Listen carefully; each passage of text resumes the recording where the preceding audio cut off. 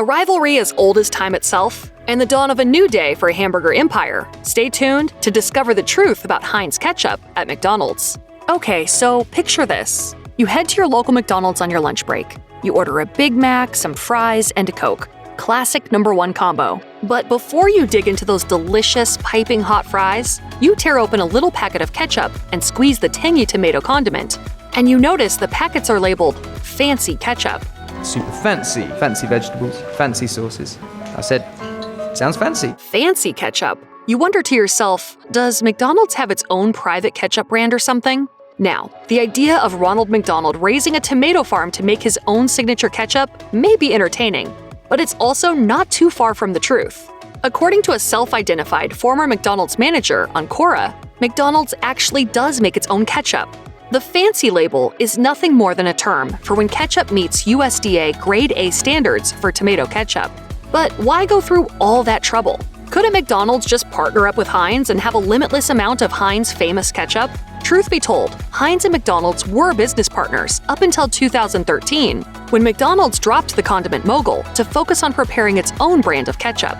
Why exactly would such a prosperous partnership come to an end? The answer involves the then CEO of Heinz and his connection to one of Ronald's biggest rivals. In 2013, McDonald's announced the end of its 40-year-long partnership with Heinz Foods, the reason relating to the company's new CEO at the time. The CEO, Bernardo Hess, wasn't a controversial figure or a reckless businessman, but in the eyes of Ronald McDonald, he was no less an enemy.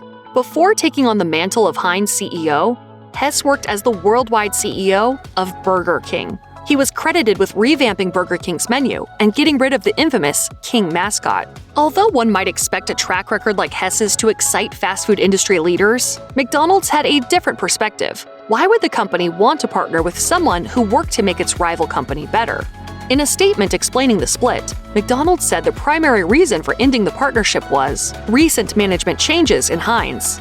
Heinz refused to discuss the breakup any further, citing its company's policy of keeping customer-to-business relationships confidential.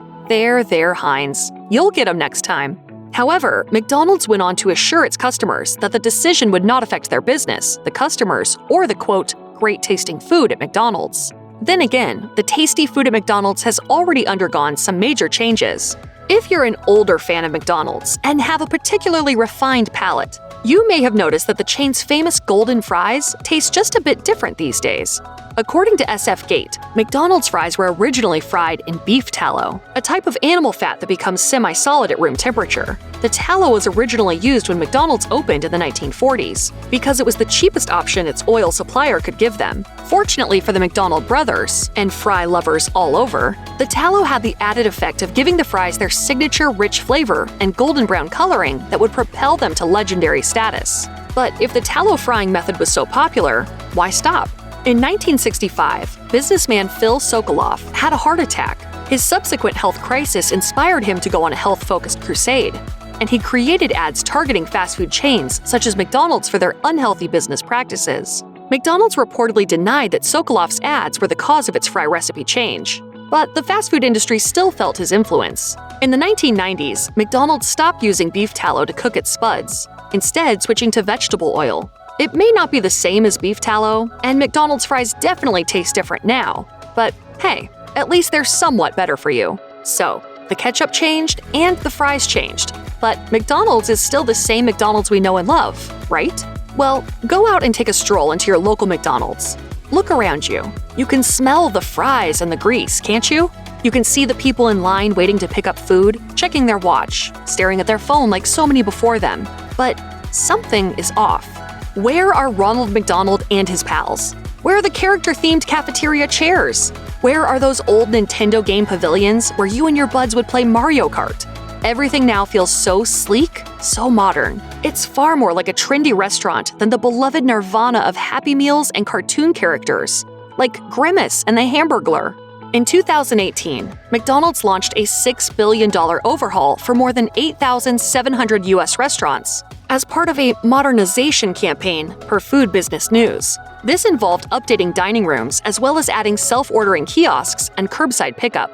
Ronald McDonald simply wouldn't fit in the ultra-modern vibe McDonald's was trying to put on. People no longer wanted the cheesy circus of McDonaldland. If they were going to eat at McDonald's, they expected comfort and class. Still, nostalgic fans can hold out hope that one day, perhaps in a 90s revivalist era of McDonald's design, they'll dip their beef tallow fries into Heinz Ketchup and join hands with Ronald once again.